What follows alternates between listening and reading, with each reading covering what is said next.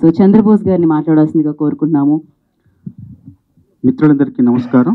మనం ఇప్పుడు భాష గురించి, భాషా వికాసం గురించి ఎంతో ఆవేశపూరితంగా ఆలోచన రేకిచ్చింది ఒక ప్రసంగం విన్నాం. చాలా చాలా ఉద్వేగభరితంగా అనిపించింది. తల్లి భాషకు అడుగు ముళ్ళపూడి బుడుగు, గ్రామీణ యాసకు గొడుగు పట్టెను గిడుగని ఒక కవితలో రాసుకున్నాను.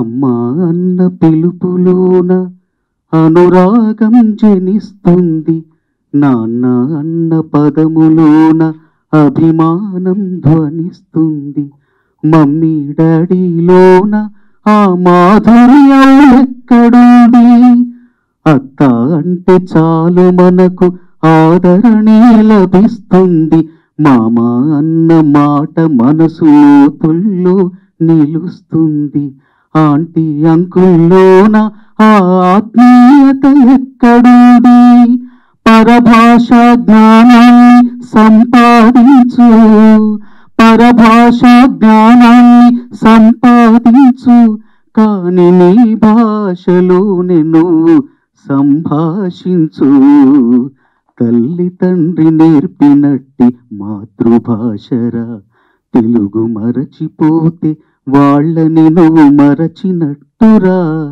ఇది మరువబోకురా, కొమ్మల్లోని పక్షులన్నీ తమ కూతను మార్చుకోవు, భూమిపైన ప్రాణులేవి తమ భాషను మరచిపోవు, మనుషులమై మన భాషకు ముసుగును తగిలిస్తున్నాము, అభివృద్ధికి ఉండాలి నింగే హద్దు, అభివృద్ధికి ఉండాలి నింగే హద్దు, అది భాష ఆచారాలను మింగేయొద్దు, తల్లి తండ్రి నేర్పినట్టి మాతృభాషరా, ఉగ్గుపాల భాష పలికేందుకు సిగ్గుపడకురా, వెనక్కి తగ్గమాకురా, తెలుగు భాష తీయదనం, తెలుగు జాతి గొప్పతనం, తెలుసుకున్న వాళ్ళకి తెలుగే ఒక మూలధనం అంటూ ఒక పాటలో రాశాను. ప్రపంచంలోనే అత్యంత మధురమైన భాషల్లో రెండవది తెలుగు, ప్రపంచంలోనే అత్యంత సుందరమైన లిపి కలిగిన భాషల్లో రెండవది తెలుగు, 2 రాష్ట్రాల ప్రజలు మాట్లాడే భాష తెలుగు. తెలుగు భాషలోని సౌందర్యాన్ని, మాధుర్యాన్ని, సౌరభాన్ని, గాంభీర్యాన్ని, వైభవాన్ని చాటి చెప్పేలా నా పూర్వాగములైన ఎందరో మహానుభావులు, ఎందరో కవులు ఎన్నెన్నో చక్కని పాటలను రచించారు. నేను కూడా నా 30 ఏళ్ల ప్రయాణంలో ఎన్నో చక్కని పాటలు రచిస్తూ సృజిస్తూ ఉన్నాను.